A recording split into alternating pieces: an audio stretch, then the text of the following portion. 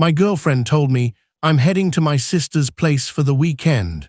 Later, I discovered she had checked into a romantic resort with my business associate. I chose not to confront her directly. Instead, I simply shared the hotel booking details with our whole circle of friends. What was supposed to be a short getaway became the end of her place in our lives. I'm a 31-year-old guy who co-owns a modest but thriving home improvement company alongside my business associate. We launched it 4 years back with nothing, growing it to 6 staff members and a solid name in the local scene. I placed complete faith in this guy. My income, my customers, my long-term plans all rested on that trust. My girlfriend and I had been a couple for 2.5 years. We connected through shared friends, then decided to live together after about a year. She's in pharma sales, which involves some travel and brings in good income. Finances between us were split fairly evenly. I genuinely believed our relationship was strong and stable. Last Thursday night, she mentioned she was going to stay with her sister over the weekend. Her sister had recently gone through a painful breakup and apparently needed comfort, some sisterly bonding, that sort of thing. I responded casually, "Sounds good. Enjoy yourselves." "Send her a hug from me." She departed Friday morning carrying a compact suitcase and wearing the fragrance she usually saves for meaningful moments. I didn't dwell on it. Perhaps she just wanted to feel put together for a ladies' weekend. Here's the key detail. We are both on the same family mobile plan, something we set up when we moved in to cut costs. I manage the account as the main subscriber. Friday afternoon, I signed in to review our usage since the latest bill looked unusually high. That's when I noticed something odd, a preview of a text message alert right on the dashboard. It was a hotel reservation sent to her phone, a couples-only retreat roughly 3 hours away, booked for 2 people from Friday to Sunday. The booking stood in my business associate's name. I stared at the screen for a solid 10 minutes, piecing it together: the special perfume, the overnight luggage, the story about supporting her sister. My immediate urge was to rush there, make a huge fuss, bang on the door, shout everything. But I paused and reconsidered. What would that really achieve? Tears from her, weak justifications from him, me coming off as the unhinged, possessive partner. They'd likely cook up some tale about it being innocent or a mix-up. No, I preferred a sharper, quieter approach. I captured clear screenshots of the confirmation, his name, the couple's resort, exact dates, the deluxe romantic option they selected. Then I opened our main group chat, a lively one from our college days with around 15 of us, where we organize meetups and exchange jokes. She's in there, he's in there, most of our close friends too. I wrote, "Hey all, found something curious. My girlfriend said she was spending the weekend at her sister's to offer support after a breakup. Actually, she's checked into resort name in a couple's suite, reservation made under my business partner's name. Figured everyone deserved to see who they're really involved with. Attached the images, pressed send. After that, I switched my phone off and went to sleep. Surprisingly, I rested deeply. Update 1 * Saturday morning brought total mayhem.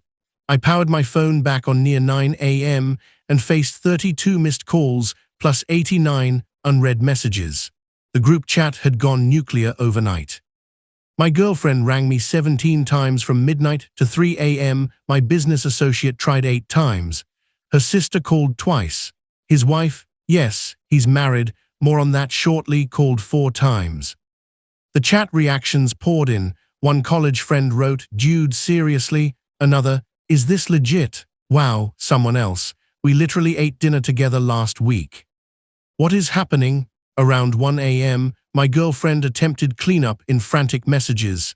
"This is all a big misunderstanding. I can clarify everything." Why blast this publicly instead of discussing it privately? You're wrecking my image for no reason. My business associate stayed quiet in the group, probably wise, but his wife didn't hold back. Quick note I hadn't shared earlier. He's been married 7 years, has 2 young children, 5 and 3. His wife handles the household, cares for the kids, backs his demanding schedule. Over time, she'd grown friendly with many in our circle and joined the chat. Her post at 2:47 a.m. read simply, "Thank you for making this public. I was completely unaware." I'm finished. Just 4 lines, yet they carried enormous pain. I reviewed my private messages next. My girlfriend had written a lengthy one. "I can't fathom you shaming me publicly rather than handling this maturely. Yes, I'm here. Yes, with him, but it's not what you're imagining." We were only stepping away from daily stress. Nothing intimate occurred. "You've been consumed by work recently." I felt ignored. "He actually paid attention to me. That's it.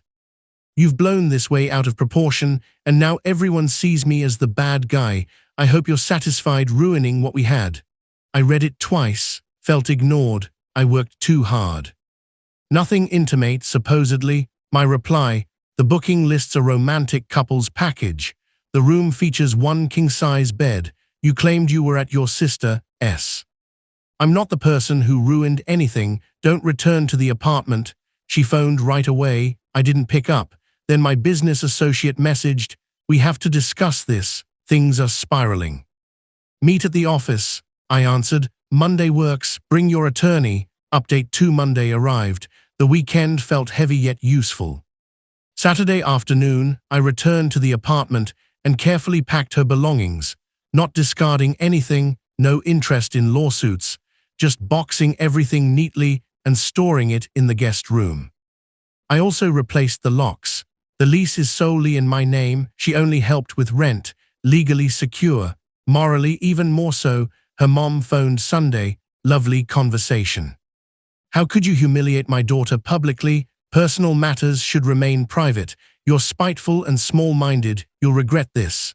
I replied calmly, "Ma'am, your daughter deceived me. She traveled to a romantic resort with a married man, and I learned about it via our shared phone account. I didn't manufacture the shame. I simply revealed it." She ended the call abruptly. Later Sunday, her sister contacted me with a very different attitude. "Hey, I realize everything's awful right now. Just wanted to say she never showed up here. She used both of us." I had zero clue she was hiding behind my name. "I'm truly sorry." That message landed harder. I thanked her for the honesty. Monday morning, 8 a.m. sharp, I entered the office. My business associate sat there, clearly exhausted. "Perfect." He began, "Before you speak, know this was an enormous error. It simply occurred. Home life has been difficult, and your girlfriend—" I cut him off, raising my hand. "I'm not interested in justifications. I care about the company. We each own 50%.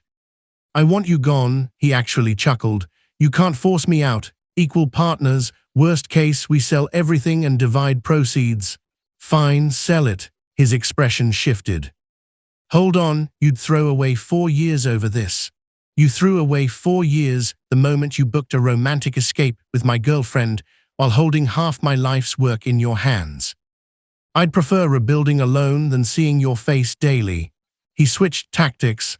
"My wife is leaving. I might lose the kids. Can we pause this? I'll purchase your share. Just allow time to arrange funding." I thought it over. "You get 60 days to match a reasonable valuation, or we put the business on the market. My lawyer will prepare the terms." He agreed reluctantly. 60 days, and I'm sorry, truly." "No. You're sorry you were exposed." I left, headed home, and began considering what a clean slate could mean. Update 3*3 weeks on plenty unfolded. Hold tight. My now ex-girlfriend attempted every tactic to re-enter my world. First, the regret campaign, messages, voice notes, emails insisting it was a dreadful error, still denying anything physical, claiming I remained her true love. When that failed, she appeared at the apartment last Tuesday, banging on the door for 20 minutes, sobbing, pleading for a conversation. I observed silently through the peephole and stayed quiet. Eventually, she slipped a 4-page letter underneath. Key points: "You were constantly working. He made me feel valued." It stayed emotional, nothing more, despite the romantic couple's suite. "You're punishing me for having feelings." I merit another opportunity. I packed it away with her other items, no reply. Next, a couple of her friends, ones I considered mutual, tried stepping in as mediators. Their main point, I had shamed her publicly and owed an apology for my approach, regardless of her actions. My answer, she fabricated her whereabouts. She traveled to a couple's resort with a married father of two. She allowed me to think she was helping her sister. I discovered it through our phone plan. I stated facts. If those facts shame her, responsibility lies with her choices. One blocked me afterward. The other admitted understanding and said we could remain civil. On the business front, matters worsened. My former associate failed to secure funding for a buyout. His wife initiated divorce proceedings, freezing their finances. Last week he proposed I purchase his stake at a discount because he urgently needed cash. The nerve, I responded. Valuation currently sits near $380,000. Your portion equals roughly $190,000. I'll offer $140,000 provided you sign a non-compete and depart at once, he bargained. I warned the price would decrease $5,000 weekly until he accepted. He signed on the third day. Now the company belongs to me fully, took out a loan for the purchase, but it's workable. Staff seemed relieved. Several preferred my leadership style. One confided privately that the ex-partner had grown unreliable lately, frequent tardiness, suspiciously long client appointments. As for my ex, her circumstances deteriorated further. Word of the drama reached her employer thanks to someone in our circle in the same field. She wasn't terminated outright, but clients voiced concerns, and she was advised to step down. Pharma sales relies heavily on credibility, apparently. Last update, she returned to her parents' home. Her mom still resents me, evident from a subtle jab on Facebook about folks who destroy rather than uplift. Strangers have tagged me in it 3 times. I ignore it. Our friend circle did some serious pruning. She's gone, he's gone, his soon-to-be ex-wife remains.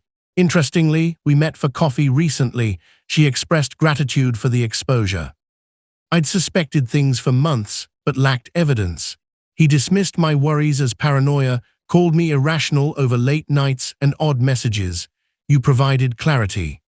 I'm torn between thanking you and resenting you.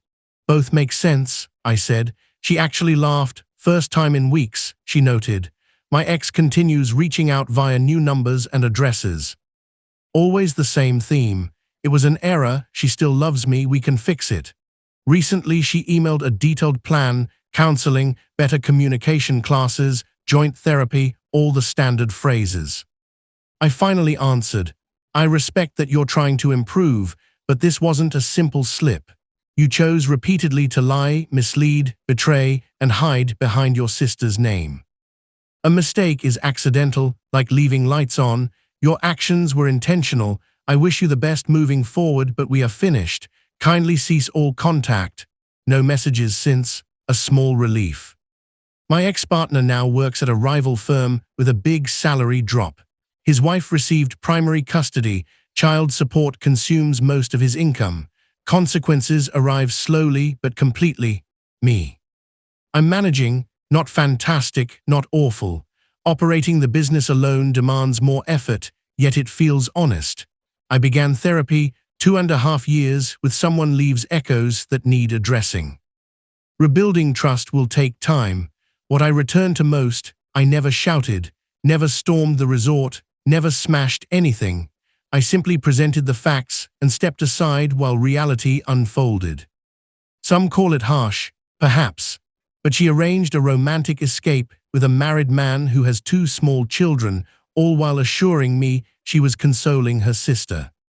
I ensured no one could act as though it never occurred. Truth tends to resolve matters eventually. You only need the courage to allow it. Thanks for taking the time to read. Onward.